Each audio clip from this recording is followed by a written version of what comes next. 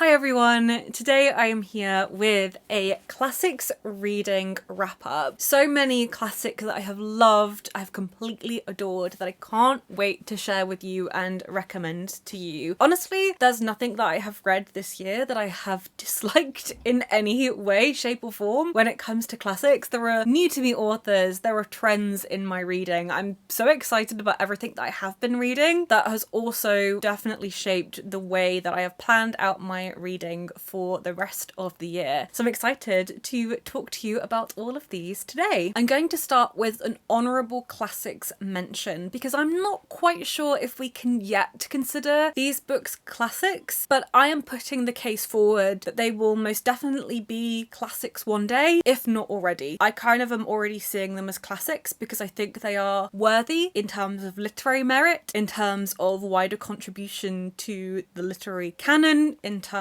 of international classics. I am the biggest fan of these books, so much so that I almost don't want to talk about them because I love them so much that I kind of can't articulate how much they mean to me. But this year I have been very into the works of Tove Jansson. So I have started reading her adult books, and I have two that I've read so far that I want to talk to you about. The first is Fair Play, and I've also recently read the summer book, and I've got to find the words to talk about these books, but they really do mean so much to me that I kind of just want to shove them at you instead and tell everybody to read them. So Tove Jansson is best known for her Moomin creation. She was the creator, the illustrator, the writer of the Moomin books, the Moomin comics, which are a phenomenon in their own right. After she had finished telling the Moomin stories, she turned to writing books for adults, and I think these are great places to start. So I started with Fair Play. And I think one of the things that marks Tove Jansson's writing is her structure. So her stories are told in small vignettes, moments in her character's life. We don't necessarily have a clear narrative, but we meet her characters at various points within their life story, and she captures these moments, these feelings, these sometimes standout moments, but often very mundane moments, and we get this snapshot into their character. In Fair Play, we meet Jonna and Mari, two women who live and work alongside each other, inspired by Tove Jansson's own relationship with her partner Tuliki, who really was her muse, an incredibly close relationship that we see reflected in the pages of this book. The thing that I loved about it is that the two women are so close, so linked, that their relationship is often spiky, is often argumentative in the way that you can only be with somebody that you love, somebody who means so much to you and that you have this incredible bond and connection with. Both women in the book are creative, and so we see them grappling with the artistic process, with their artistic output. We see their relationship with their art and how that reflects their relationship with each other too. Jonna and Mari live in the same building, separate apartments that are connected, that have a communal space, and I read the book and then read an article that was on Tove Jansson's own home,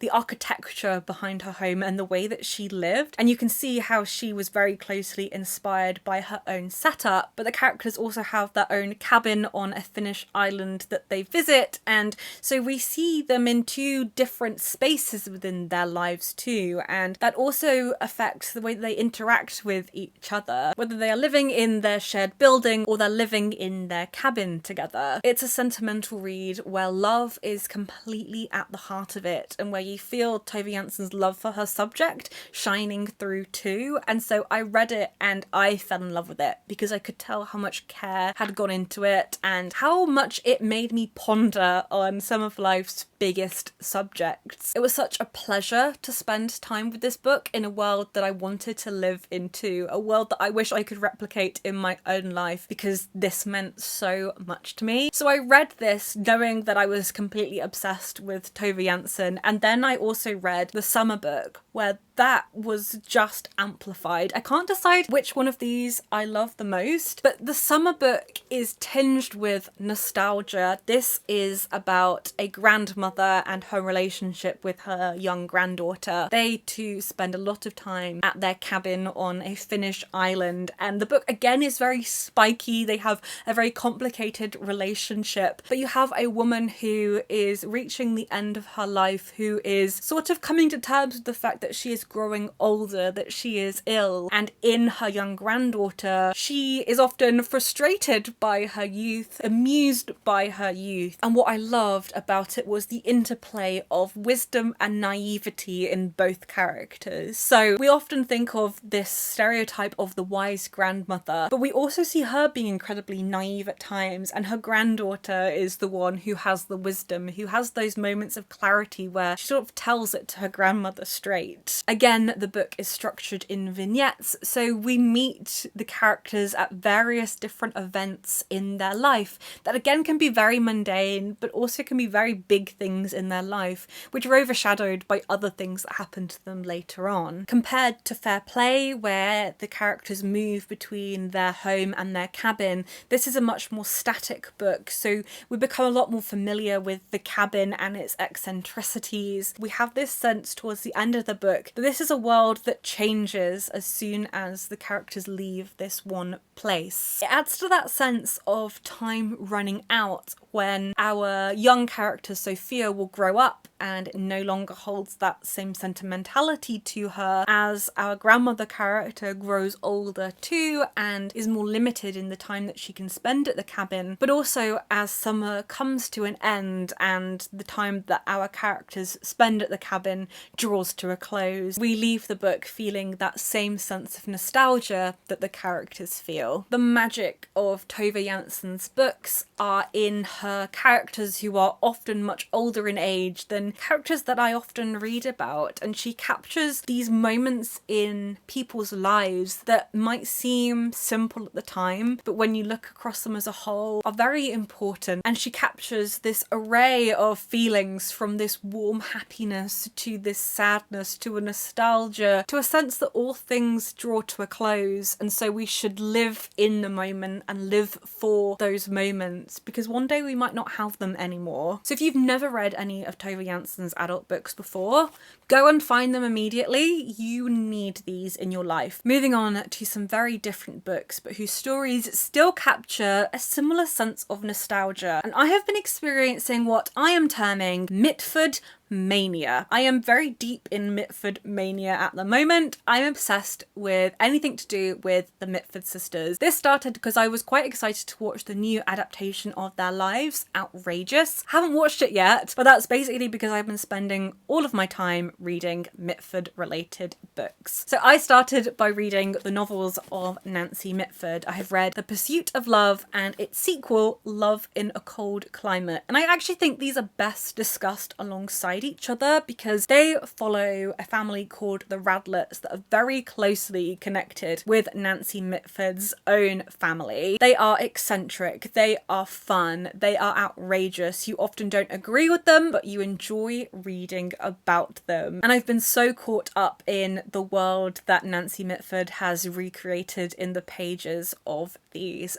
books. Our narrator in these books is Fanny, who is a cousin of the Radlets. She spends a lot of time at their landed country home where Uncle Matthew is a sort of tyrant who enjoys chasing the children with his hounds. The mother, Aunt Sadie, is sort of away with the fairies and doesn't quite know what's going on with all her rowdy children. The cousins spend a lot of time up in the airing cupboard, which is the warmest place in this very cold, airy house, where they ponder on sex and scandal and generally make a nuisance of themselves in this very exclusive club that they've made for themselves. In The Pursuit of Love, Fanny is telling her cousin Linda's love story as she gets married to a Tory MP, then runs off with a communist, and then finally falls in love with a man in Paris. And then in Love in a Cold Climate, we sort of go back in time a little bit to in between some of the story in The Pursuit of Love, and Fanny is talking about Polly, who is a family friend who is the daughter of Lord and Lady Montdor, and all Lady Montdor wants for her daughter is to have a grand love affair before she finally settles down. But Polly isn't interested until she ends up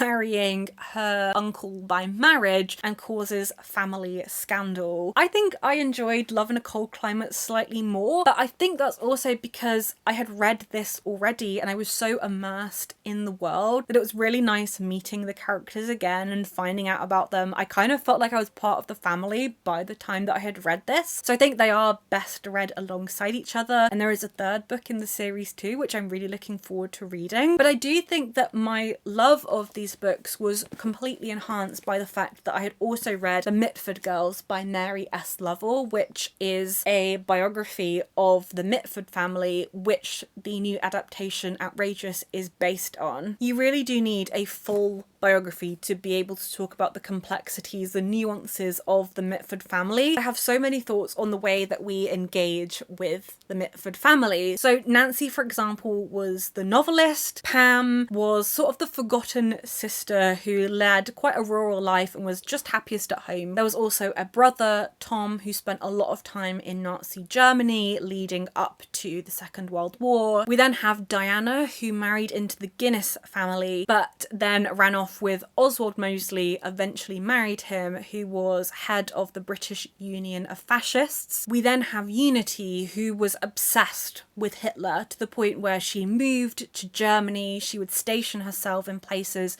that she knew he would be so she could become close to him. She was very much in the inner circle, was rumoured at one point to be engaged to him, and at the outbreak of the Second World War, torn between her homeland of England and her obsession with Nazi Germany, shot herself in the head, tried to commit suicide, and Hitler paid for her medical bills. But we haven't finished there either, because there's also Jessica, who was a communist, who went to America and fell out with a lot of the family because she didn't agree with them. And then we have Deborah, the youngest daughter, who became the Duchess of Devonshire. So there really is so much to unpack with their lives and how we think about each of the sisters. But I think one of the interesting things about how we engage with the Mitford sisters, how we feel towards them, is that these are questions that they were asking themselves too. They had so many fallings out, so many sisters didn't talk to each other at various points in their lives, there was so much disagreement, and it really is a complete minefield. For example, when we take a sister like Unity, who was incredibly close to Hitler, who said some very awful things, who basically condoned the actions of the Nazi Party and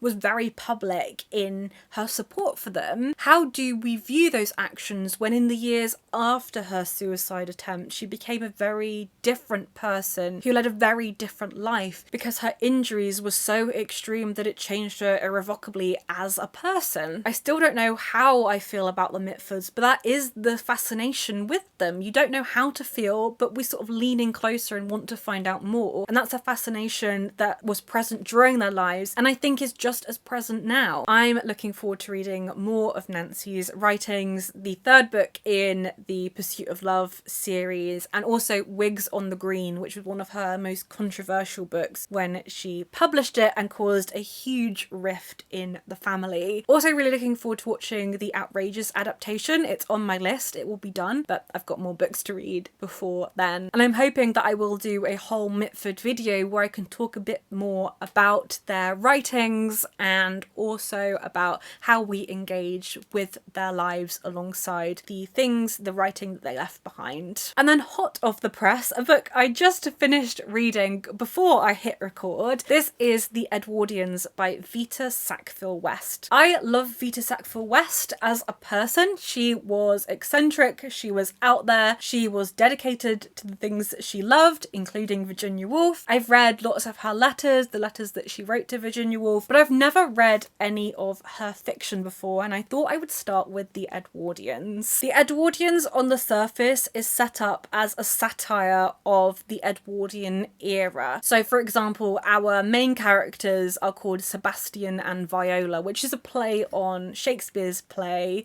Twelfth Night. It's a look at a life at an era that was very much coming to a close by the time that Vita was writing this in the 1930s, but the characters are also very aware in the book that is coming to an end too. I think the Edwardian era often gets written off as this forgotten era that is sandwiched in between the long reign of Queen Victoria, where social progress was made, where industrial progress was made, and then also at the other end you have the First World War, which brings this world to a close. But in shining a light on it and its absurdities and its moral transgressions and the hilarity of some of these customs, but also the awareness of the people living in it that actually this is all so silly, she really has something to say that took me by surprise. The book centres around the fictional great estate of Chevron and the family that lived there. So we have the Duchess Lucy, great name Vita, who is coming to terms with the fact that her son Sebastian is about to come of age. He is the new Duke. He's doing things very differently, but she's clinging on desperately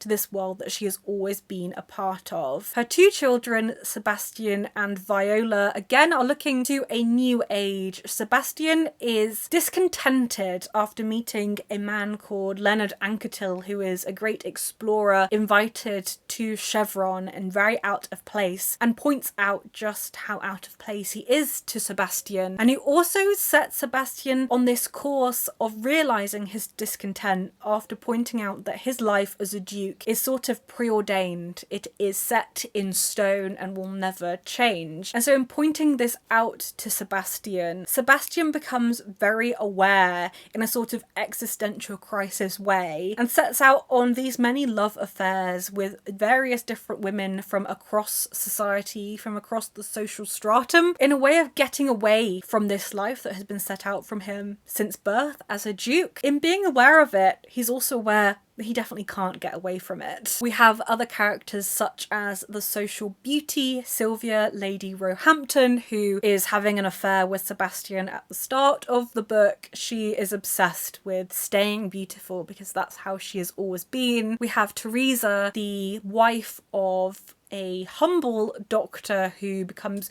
caught up in this world and who is somewhat of a social snob because she is fascinated by this world that she has never been part of. This was a huge hit when it was first published in the 1930s by Virginia and Leonard Woolf's Hogarth Press, more so even than Virginia Woolf's writing, but it has basically been completely forgotten in the time since, particularly recently, and I don't know why that is, because it was so much fun. I had such a fun time reading this book. There is something to be said for a book that is fun, but also makes you think at the same time in a way that you kind of thought it wouldn't have those hidden depths. So I'd highly recommend this, and I'd also love to see an adaptation of this too. I think it is ripe for adaptation. I can't believe it's never been done. We have to talk about Clarice Lispector because I recently read my very first of her books. This is a place you all told me to start, and I'm very glad I did start with Hour of the Star. As an introduction to Clarice's writing, I must say it is sort of an immediate shock. She has her very own style, a stream of consciousness that is very unique to her voice, and it makes it very difficult in translation. I've been reading about this. She was very particular in how her books were translated into English because she wanted to retain her way of writing, a way that feels very natural to the spoken voice, but also to thought and how we capture thought on the page. And I think there is a tendency in translation to water that down slightly, and she wanted that to feel very authentic to how she had originally written it. Our narrator in Hour of the Star is a man who is called Rodrigo S.M., and he becomes obsessed with a woman called Macabea, who lives this frightful life of poverty, who is very unlucky in her life, who often is seen through this lens of ugliness, of grotesquerie, this poverty that pervades all. But because we have a narrator who is viewing her life, you aren't quite sure how reliable that is. It is a book that very much feels fictional. You know, when you read a book and you feel like you are so absorbed in it. I could see the strings that were being pulled. I could see the narration and how that was crafted. Sometimes Clarice's writing doesn't make sense, and that's the point of it. She's trying to reach beyond sense to get to some of the interesting stuff, the stuff that hurts your brain because you're thinking about it so much, and because she has gone somewhere that you didn't think any writer would go. I'm very into Clarice at the moment. I'm reading Agua Viva at the moment, which I kind of love more, but also kind of think I don't love as much. Very different book, very different narration style, but I'm hoping to read lots more Clarice in the coming months. I've kind of got a Clarice on the go at any given moment, so you'll hear me talk about her a lot more, and I would highly recommend this. I feel like everybody's got to read a Clarice Lispector at some point in their life, and I think Hour of the Star is a great place to start with that. And finally, let's talk about The Dry Heart by Natalia Ginzburg. This was a book that I got because I became obsessed with the opening. It opens in just one of the best ways. It opens quite literally with a bang, because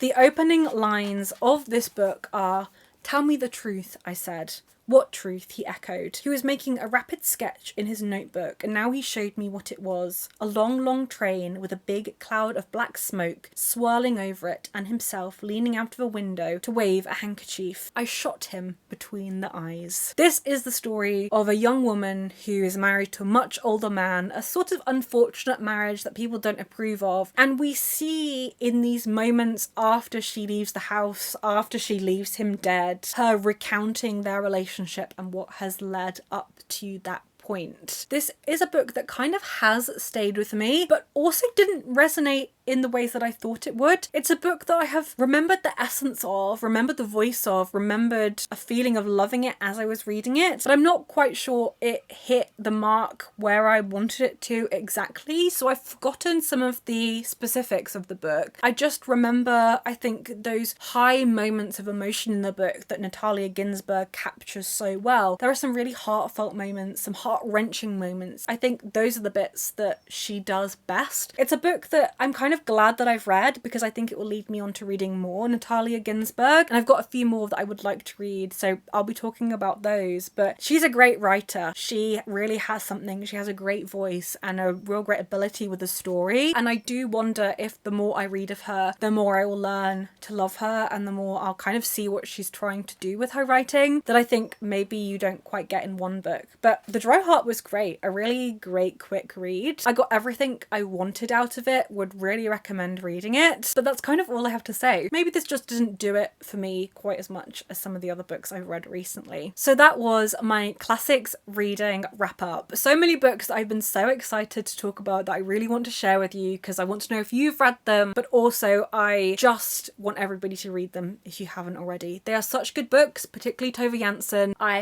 I'm obsessed with that woman. Do let me know if you have read any of these, and also what classics you have been reading lately, because I would love to pick up some more recommendations from you. Thank you so much for watching this video, and happy reading.